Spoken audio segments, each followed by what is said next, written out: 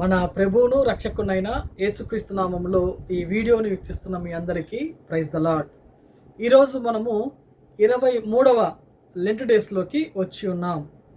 ఈరోజు మనము దేని గురించి ధ్యానిస్తున్నాము అంటే, ఈ యొక్క లెంట్ డేస్లో చాలామంది ఈ లోకంలో విధిని నమ్ముతూ ఉంటారు.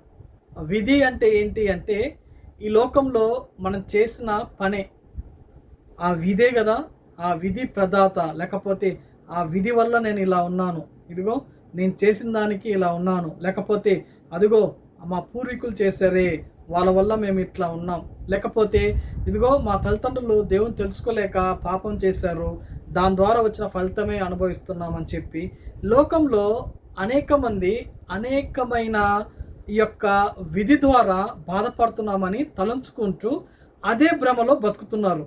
కానీ యేసుక్రీస్తు ప్రభువారు ఈ లోకానికి వచ్చి తన రక్తాన్ని ఇచ్చి ప్రాణం పెట్టి తిరిగి లేచి ఆ విధినే ఛేదించాడు. అవునండి, విధిని ఛేదించి ఏం చేశాడు అంటే, ఈ లోకాన్ని ఆయన ఒక వెలుగ్గా మార్చాడు.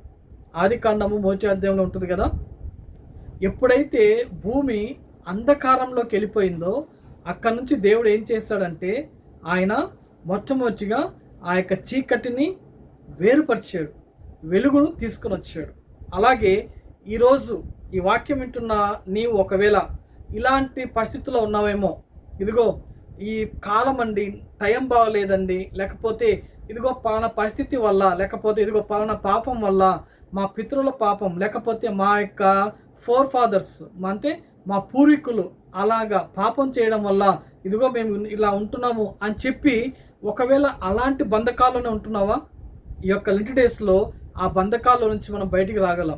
ఎలాగా అంటారా, మనము ఈ లెంట్ డేస్లో దేవుని దగ్గరికి వచ్చి, యేసయ్య నీవు నా కొరకు రక్తం కాచి ప్రాణం పెట్టి తిరిగి లేచావు, నేను నమ్ముతున్నాను, ఇదిగో నేను కలిగి ఉన్న ఈ విధిని ఛేదించయ్యా అని చెబితే, నీ మీద లేకపోతే మన మీద మన పితరుల శాపాలు ఏదున్నా సరే ఆ యేసునామములో దాన్ని కొట్టేస్తాడు దేవుడు.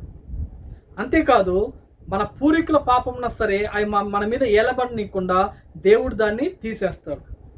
ఈ విషయం నీకు తెలుసా? కాబట్టి ఈ విషయాన్ని మనం అర్థం చేసుకొని యేసే దగ్గరికి వద్దాం.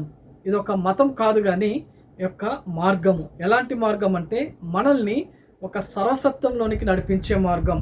ఈ లెంట్ డేస్లో ఈ మార్గాలను మనం ధ్యానిస్తూ దేవునికి అది చేరువుగా చేరుకుందాం, దేవుని కృపను పొందుకుందాం, విధిని ఛేదించి మన జీవితాల మీద, మన కుటుంబాల మీద ఆయన వెలుగును ప్రకాశించుకునే విధంగా చేద్దాం. అటువంటి కృప దేవుడు మనకు దయచేయును గాక. ఆమేన్.